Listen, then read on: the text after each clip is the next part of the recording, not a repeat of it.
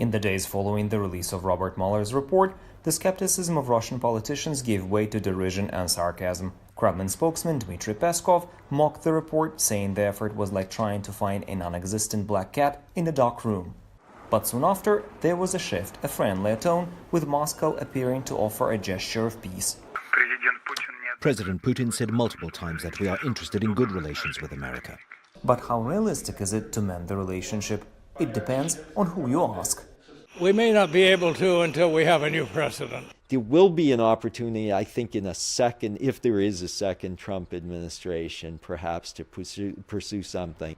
Experts on both sides of the Atlantic believe that allegations of Russia's interference in the U.S. elections and the Mueller investigation tarnished Mr. Trump's name and may have irreparably damaged ties between his administration and the Kremlin. I think that the bitter feelings on both sides have built up to such a point that it is going to take a long time and a great deal of patience to try to overcome it.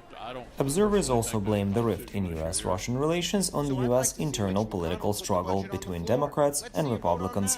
And while most experts are of the opinion that Russia engaged in malign activity during the U.S. elections, they also fault the American media's portrayal of the case. For the last 2.5 years, there has been exaggeration about the scope. Not that there has been nothing in the way of Russian interference in American political life, but that there has been exaggeration of the scope of what was done.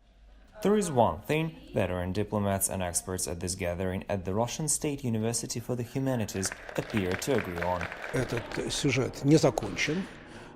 This topic, conclusions in the Mueller investigation, is not closed, but the necessity and possibility of a dialogue existed prior to the report publication and still exists.